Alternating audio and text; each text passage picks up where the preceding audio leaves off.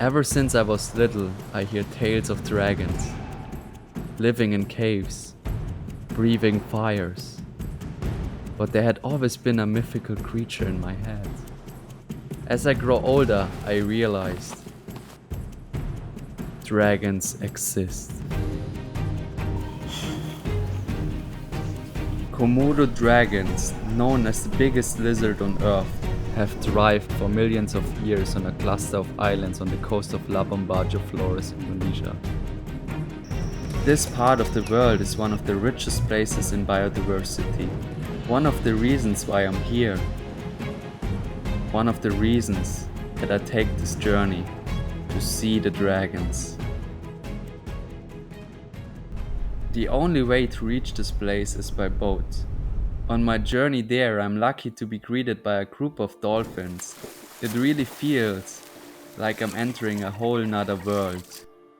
Going back in time to when the dinosaurs existed. Volcanic islands, crystal clear water, stunning wildlife, the world of the dragons.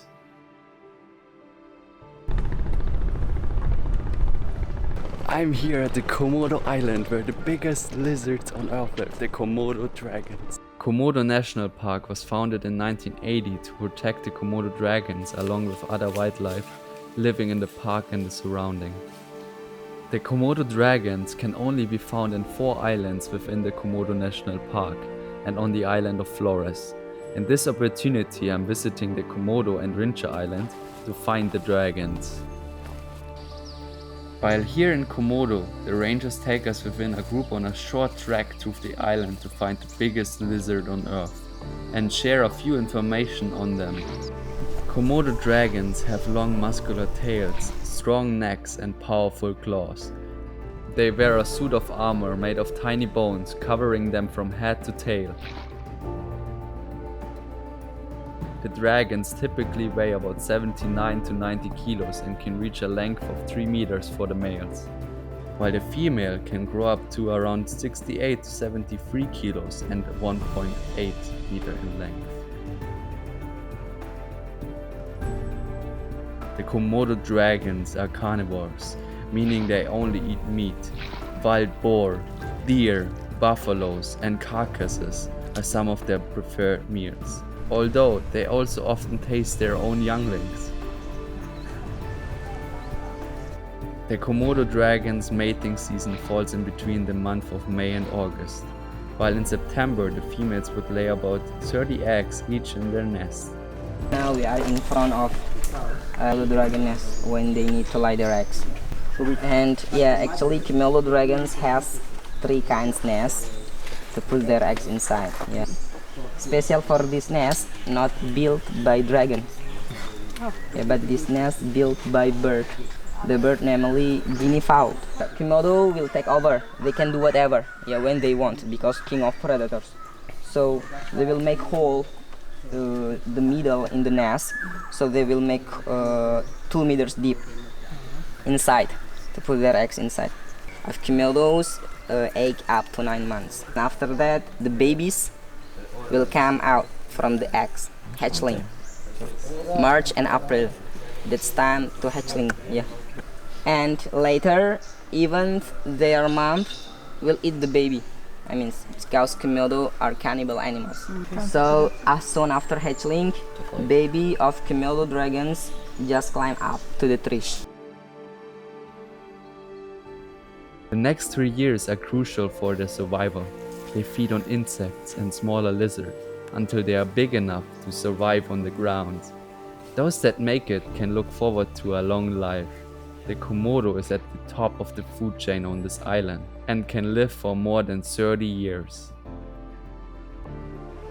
As there was not enough time to dive deeper into the life of the Komodo dragons, I decided to head early morning to the island of Rincha to do a 4-hour adventure trek to find out more about these special creatures. As soon as I arrive, a big male Komodo dragon is walking towards me. He uses his long yellow forked tongue to sample the air. The sense of smell is their primary food detector.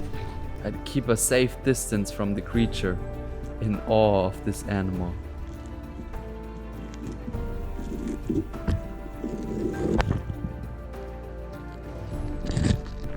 At the ranger camp, I meet my guide Manuel for the trekking tour. He explains the route and what I should be aware of. Two Manuels on adventure. Alright, we are doing now adventure trekking, 3 hours to find Komodo dragons in the wild. Thank you, Manuel, for taking me along with you. I'm gonna take you more deep in the forest. Yeah. Komodo dragons like it hot, with daytime temperatures that often reach 35 degrees Celsius, with 70% humidity. With a terrain that mimics the savanna, it's hard to find shades. Only after a few minutes of trekking I feel the sun burning down and my sweat running. It's a challenging task to explore the island. We find a track of the Komodo dragon's tail and decide to follow it through the bushes and trees.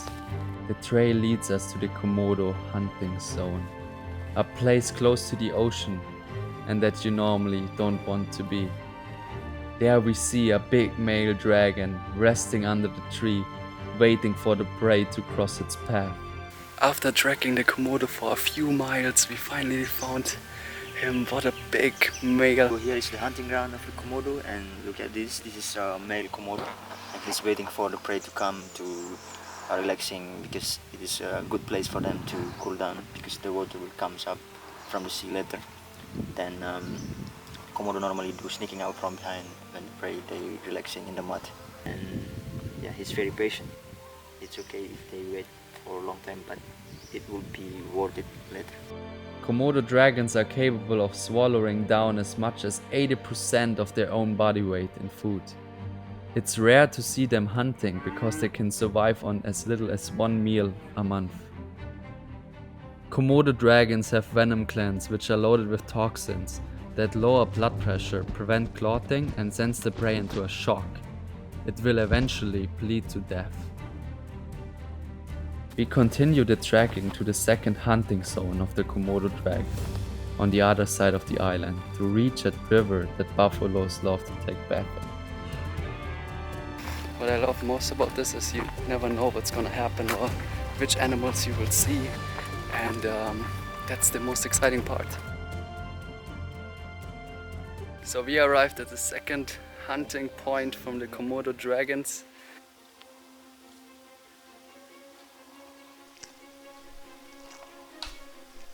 And Komodo can smell for 5 kilometers away, but it's depending on the wind direction. The Komodo, normally they're fighting in the mating season. They sometimes bite very seriously to each other, and if they get bitten from the other, so they're not gonna infect it at all. It's like they get immune to this.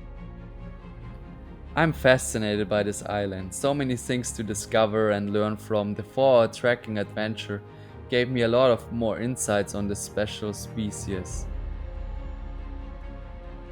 The magnificent Komodo dragon is also vulnerable. The estimated population of Komodo dragons within the Komodo National Park seems to be around 2,500. On the much larger island of Flores, which is outside the national park, the number of dragons have been decreasing due to habitat destruction, and only a very small amount are expected to live on the island. I'm very glad that this national park exists to protect them.